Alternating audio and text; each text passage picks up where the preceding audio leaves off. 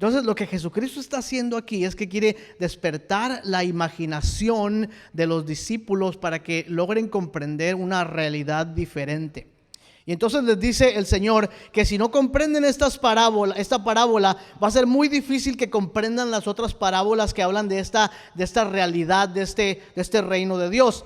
Dice: he aquí el sembrador salió a sembrar, y mientras sembraba, parte de la semilla cayó junto al camino, vinieron las aves y la comieron. Parte cayó en pedregales donde no había mucha tierra y brotó pronto porque no había profundidad en la tierra, pero salido el sol se quemó y porque no tenía raíces secó. Y parte cayó entre espinos y los espinos la ahogaron. Y parte cayó en buena tierra y dio fruto, cual a 100, a 60 y a 30 por uno. Y luego dice: el que tiene oídos para oír, oiga. Y en los versículos finales el Señor comienza a explicarles que la parábola es la semilla, es la palabra del reino que se siembra, y la tierra son el terreno donde cae la tierra. Y he escuchado un montón de predicaciones de esta parábola y siempre han dicho que los corazones de las personas unos son los que oyen y otros son los que no oyen y otros. Yo digo que todos somos todo en todo el tiempo. Que esta palabra del reino cae en nuestro corazón, y nuestro corazón es este terreno que a veces es terreno fértil, pero la gran mayoría de las veces, 3 de las 4 veces, es un terreno que está preocupado por otras cosas.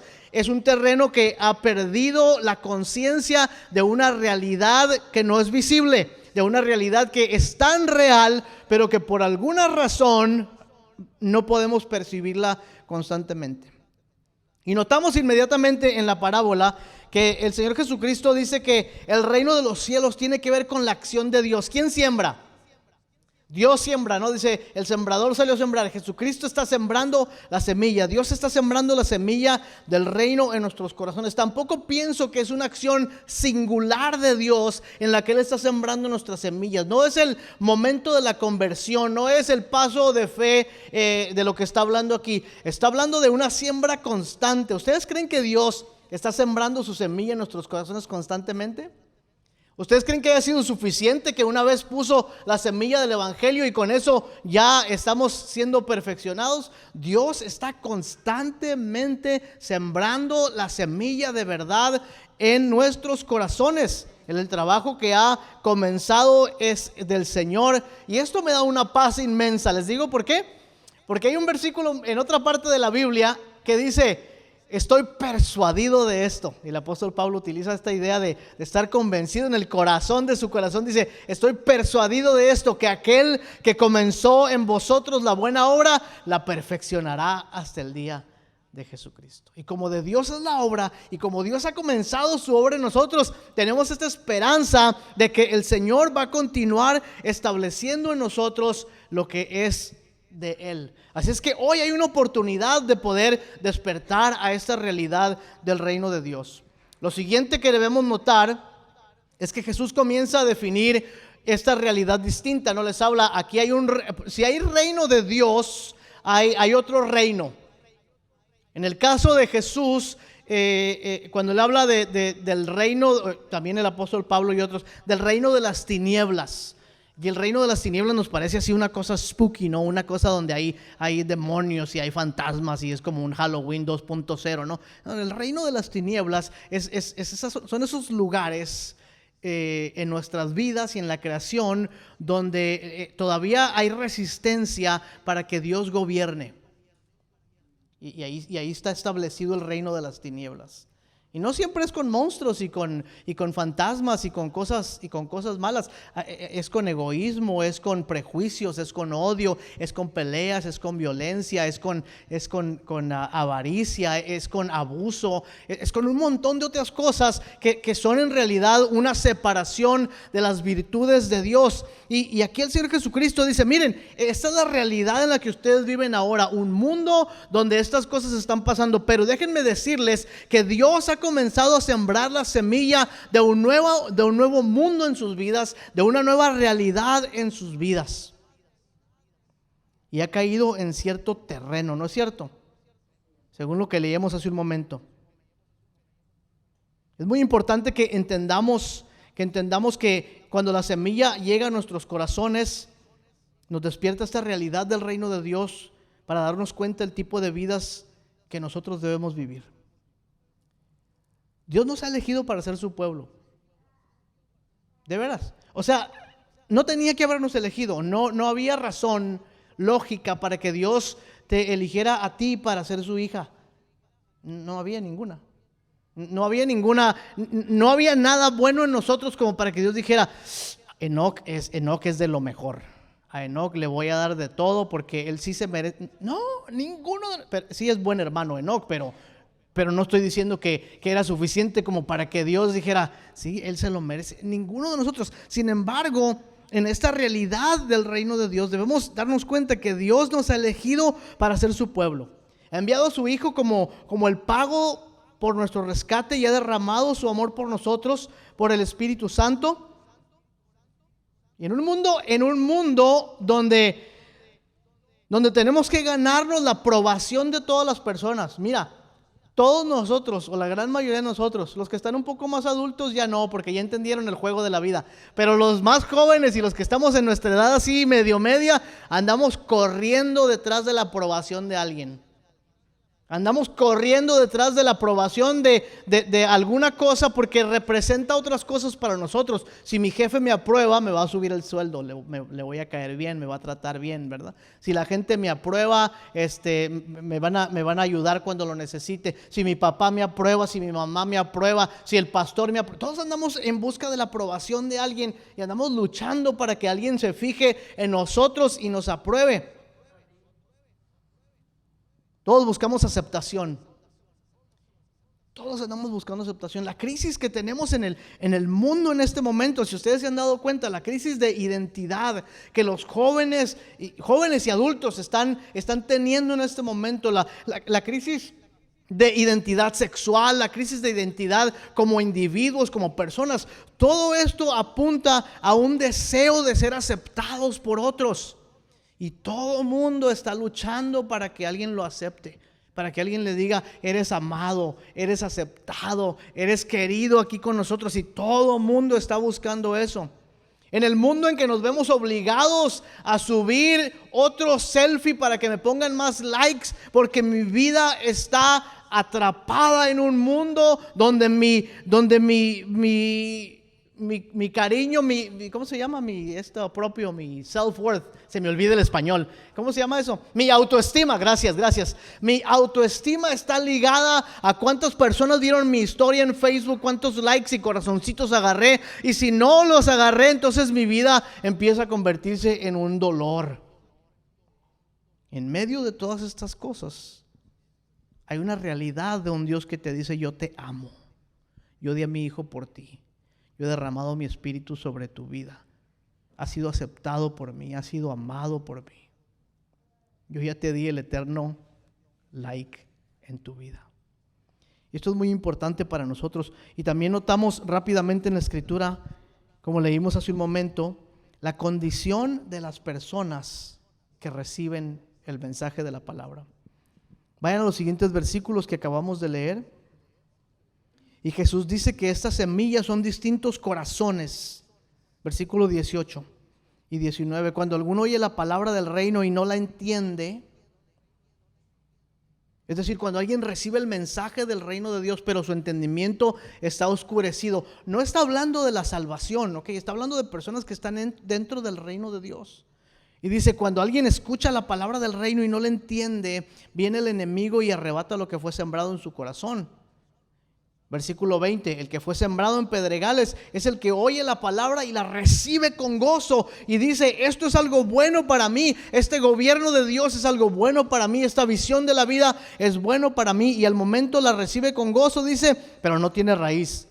Así es que es de corta duración, y cuando viene la prueba, la aflicción, cuando no tiene trabajo, cuando lo abandonan los amigos, cuando el esposo no llega a la casa a tiempo, entonces dice, pierde el gozo de haber recibido la palabra y la abandona. Y luego hay otro, dice, que fue sembrado entre espinos y ha recibido la palabra, dice, pero el afán, pongan atención a esta palabra, el afán es la persecución de las riquezas de este mundo como un significativo de nuestro valor. ¿Sí? Las riquezas, el dinero, el trabajo y todo eso son cosas neutrales, no son cosas que son buenas ni malas. Pero la persecución de estas cosas, el buscar las cosas materiales como una manera de encontrar en nosotros algo de valor, dice: aquel que oye la palabra,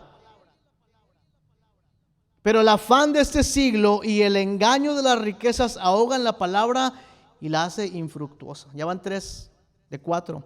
Y el versículo 23 dice: el que fue sembrado en buena tierra es el que oye y entiende la palabra y da fruto y produce a 30, a 60, a 100, a 60 y a 30 por uno. Dios no quiere controlar cómo son nuestros corazones. A veces pensamos en este asunto de la soberanía de Dios como si Dios va a controlar todo lo que hacemos. Si Dios va a poner su palabra y entonces nos va a obligar a creer y escuchar su palabra. No. Dios nota nuestra condición. Dios nos entrega su palabra y en su soberanía nos permite escuchar y responder a la palabra de Dios. Nos invita a responder a una realidad que Él pone delante de nosotros. Esto es consistente con otras partes de la Escritura. Al pueblo de Israel le dice en Deuteronomio, le dice: hoy pongo delante de ti la vida y la muerte, la bendición y la maldición. Escoge pues tú la vida. Y pone delante de ellos esta visión de la vida antes de que entren en la tierra prometida, que es un prototipo del reino de Dios. Les dice: ustedes, aquí está delante de ustedes, ¿qué quieren elegir? Y el Señor vuelve a poner hoy delante de nosotros una vez más la semilla de su palabra y dice: ¿qué quieres elegir al escuchar la palabra? ¿Qué quieres elegir hacer con ella? Por eso el Señor Jesucristo dice antes: aquellos que tienen oídos, oigan. No es que Él está interesado en que, no está interesado en que oigan, pero aquellos que quieren conocer y recibir la enseñanza y prestar atención son aquellos que van a continuar buscando al Señor. Oigan, hermanos, hermanas, siempre podemos conocer más de Dios. Siempre podemos entregarnos más a Dios. Siempre podemos buscar más de Dios, no por culpabilidad, ni por coerción, ni porque querramos presumir de cualquier cosa, sino porque Dios es infinitamente perfecto, bueno, amoroso, hermoso, y no hay nada ni nadie como Él. Cualquier versión de la vida que una persona tenga, la más hermosa que se haya imaginado, la vida más perfecta que se haya imaginado, es absolutamente nada comparada con la belleza que se encuentra en el Señor. Y nos invita a buscarlas, y nos invita a seguirlas. Las parábolas, dicen, son como imágenes de objetos visibles. No son como imágenes de objetos visibles, sino más bien cosas espirituales y comprensibles por el Espíritu. Decía Cirilo de Alejandría, decía: él moldea bellamente la sutileza de las cosas intelectuales por medio de las cosas de sentido y palpables del tacto. En otras palabras, con sus parábolas, Jesús nos está apuntando a la realidad en la que debemos vivir. Una realidad que sobrepasa, que trasciende la vida que vivimos hoy. Bien, hablábamos un poco de la tierra y decíamos que el corazón del ser humano es esta tierra donde llega la palabra de Dios. Yo recuerdo cuando vivíamos en Belice, mi esposa y yo, nunca había yo llegado a un lugar, bueno, soy de Mexicali, así es que casi cualquier lugar es un lugar que parece selva para mí, pero yo nunca había estado en un lugar tan lleno de vegetación como ese. De hecho, las primeras veces la vez que llegamos, cuando íbamos sobrevolando la ciudad de Belice y nos dijeron, el piloto de la avionetita donde íbamos 6 personas, dijo: miren, allá abajo está la ciudad de Belice, y yo no vi nada más que verde y como 2 ríos que pasaban así, y me dio miedo, y yo dije: ahí no hay ciudad, ahí solo hay selva. Y a mí me daba, a veces cuando recién habíamos llegado, me daba miedo salir a veces por tanta hierba que había y tantos animalitos y tantas cosas. Y la tierra era una tierra que lo que uno echara, ahí salía. Se cultivaba mangos, papayas, piñas. Bueno, ¿qué cosa no se daba en ese lugar? ¿Y saben qué era lo curioso? En todo el tiempo que estuve ahí, solamente conocí a una persona de los locales que tenía una hacienda donde sembraban cosas. Nadie se dedicaba a la agricultura, nadie se dedicaba a la agricultura. Solamente había un poblado que estaba del otro lado del río, que eran unos menonitas que habían llegado ahí hacía muchísimos años, y los menonitas se dedicaban a la agricultura, y en ese pedacito donde estaban los menonitas suplían para todo el país. El problema entonces no era que la tierra no era fértil. El problema es que las personas no estaban dedicadas a la tierra. Y eso es algo similar a lo que ocurre cuando la semilla del reino cae en nuestra tierra. El problema no es que nuestros corazones no sean fértiles. Pues si Dios no nos hizo a unos fértiles y a otros infértiles. El problema no tiene que ver con la tierra, sino con el cuidado que el dueño de la tierra le da a la tierra. Todos nuestros corazones son fértiles a la palabra de Dios. ¿No lo han notado? En los momentos cuando Dios nos ha traído con su gracia y nos da por orar o por leer su palabra o nos da por ser comprometidos con la iglesia o nos da por tener alguna virtud en nuestra vida, y de repente empiezan a florecer un montón de cosas que hasta uno luego anda volando casi por entre los pasillos de su trabajo, ¿verdad? Sintiéndose completamente santo, y no se dan cuenta inmediatamente cómo el Espíritu de Dios hace fluir su amor sobre nosotros cuando dedicamos un poquito de nuestras vidas a labrar la tierra. Entonces el problema no es con la tierra que no sea fértil, el problema es con que no labramos el jardín de nuestro corazón. Y esto es lo que estoy tratando de decir con este asunto de la realidad en la que vivimos, que si en esta realidad del reino de Dios nosotros somos como un jardín debemos estar conscientes de que nuestras vidas necesitan ser cultivadas. Hay mucho en esa palabra de cultivar, ¿verdad? Tenemos muchas palabras que salen de cultivo, cultura, culto. Hay un libro por Justo González que se llama Culto, Cultura y Cultivo. Tiene que ver con cómo Dios a través de nuestra propia cultura va integrándose en nuestras vidas. Bueno, es otro asunto, pero tiene que ver con esta idea de que nosotros podemos poner atención a lo que Dios está haciendo en nuestras vidas. Y vean lo que pasa ahí. Algunos, ponen un poco de atención y producen fruto al 30%, otros al 60%, y algunos producen sobrenaturalmente hasta el 100%. Entonces, con esta parábola, Jesús busca encender la imaginación de sus oyentes para presentarles una realidad que está invadiendo la realidad presente. Otra vez, debemos dejar de vivir pensando nosotros que la realidad es solamente las cosas que podemos ver y tocar. Creo yo, y me parece a mí, es uno de los engaños más comunes en la vida de las personas, que lo único que podemos tener como realidad son aquellas cosas que podemos tocar, que podemos sentir o que podemos probar científicamente. Pero ustedes saben que no es cierto. Chesterton dijo en algún momento, no hay peor momento en la vida de un ateo cuando tiene un profundo sentido de agradecimiento y no tiene a nadie a quien agradecerle. ¿Cuántos han sido recipientes de un milagro, de una salvación inesperada, de una sanación inesperada, de una bendición inesperada? Y dice uno, gracias Dios, porque no había nada que hacer y no estaba esperando nada y de repente tú me has dado. Entonces la realidad que vivimos no es solamente una realidad de las cosas que podemos experimentar, ¿no es cierto? Hay una realidad que es tan real o más real que lo que estamos experimentando en este momento. ¿Y cómo podemos conectar? Miren, conecten en nuestras vidas, conectemos en nuestras vidas todas las veces que la realidad del reino de Dios se ha manifestado en nosotros. Mi esposa y yo nos estábamos literalmente muriendo de hambre en una aldea en medio de la selva beliceña. Y un día llegó a la oficina donde teníamos que recoger nuestro correo, llegó una pequeña notita y adentro de esa notita había dinero, $517 americanos que equivalían a $1,035 beliceños. 1,000 le debía yo al viejito de la tienda y 37 me quedaban para la siguiente etapa de la fe. Pero el verdadero milagro es de dónde venía la nota y lo que decía la nota. La nota decía, casi con palabras textuales, dice: ustedes no me conocen, yo no los conozco, yo vivo en Alemania.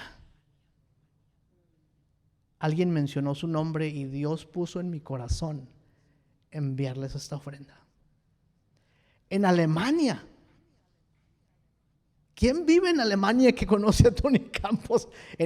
Que vive en una remota selva, allá en un país que casi nadie conoce. ¿Y quién sabe de él? El Señor sabe de él. Sí, hay una realidad distinta para el cristiano y me temo que nosotros muchas veces, particularmente en este país donde vivimos y estamos perdonen la palabra, pero estamos engrosados de cosas, de todo. Ay, tengo que aguantar todos los regaños de la Chelita todos los días. ¿Cómo desperdicias de comida, mijo? Me dice. Le digo, uy, si usted supiera que en otros lugares se desperdicia. Somos el país, con los desperdicios de comida de Estados Unidos se alimentaría a toda la población mundial. Ese es un hecho.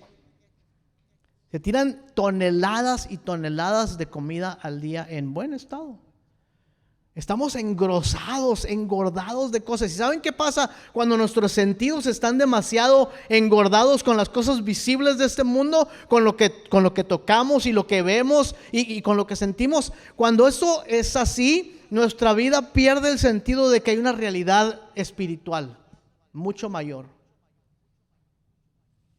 Y ese tipo de realidad es la que el Señor Jesucristo está tratando de hacer despertar en la vida de sus discípulos. Este es el tipo de imaginación que nos falta a nosotros. Y no estoy hablando de imaginarnos, aquí están los angelitos. No. De moldear la visión de nuestra vida, de que esta idea de la vida que nosotros tengamos tenga como principio que Dios ha venido a gobernar nuestras vidas y la creación entera en Jesucristo. Esto es una vida de florecimiento en todos los sentidos. Miren, para empezar, ya no estamos atados al pecado. Y levantemos la mano los que nos sentimos atados al pecado todavía. Aquí yo quiero ser el primero en levantar la mano.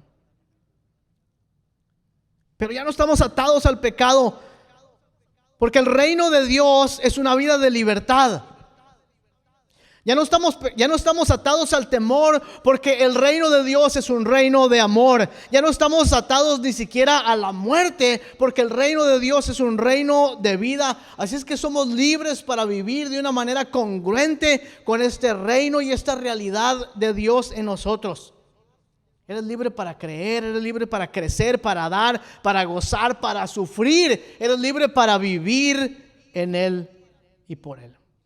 Al final el Señor les dice a ellos: muchos desearon ver lo que ustedes ven ahora y no tuvieron la oportunidad. Y yo les digo a ustedes exactamente lo mismo hoy. Muchos quisieron ver lo que ustedes ven ahora y todavía no lo han visto. ¿Quién recuerda al familiar, al amigo, a la mamá, al esposo, a la esposa que dice: si esa persona pudiera ver lo que Dios ha hecho por mí y él pudiera recibir o ella pudiera recibir lo que yo he recibido del Señor, estoy seguro que hoy estuviera rendido delante de Dios? Si fue el enemigo, Satanás, quien sembró la semilla del pecado en el huerto del Edén y se robó la semilla de la bondad de Dios, desde que Adán y Eva no pudieron mantener el jardín, nosotros tampoco hemos sido capaces de mantener este jardín que está en nuestros corazones. Pero el Hijo Eterno de Dios fue llevado a la cruz en un árbol que salió de la maldición del jardín. Fue juzgado injustamente por nuestros pecados y sufrió por nuestras rebeliones y fue colgado en el madero y pagó el precio de nuestra redención con su sangre. Murió la muerte de los pecadores, pero la Escritura dice que la muerte no pudo retenerle y en su resurrección ha comenzado ya esta nueva creación que llamamos el reino de los cielos. Y esta es una buena noticia.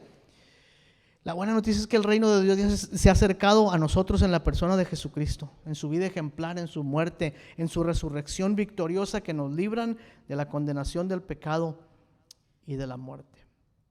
Y entonces, ¿qué podemos hacer nosotros para estar conscientes que no solamente vivimos en estas cosas que tocamos y que sentimos y que recibimos diariamente?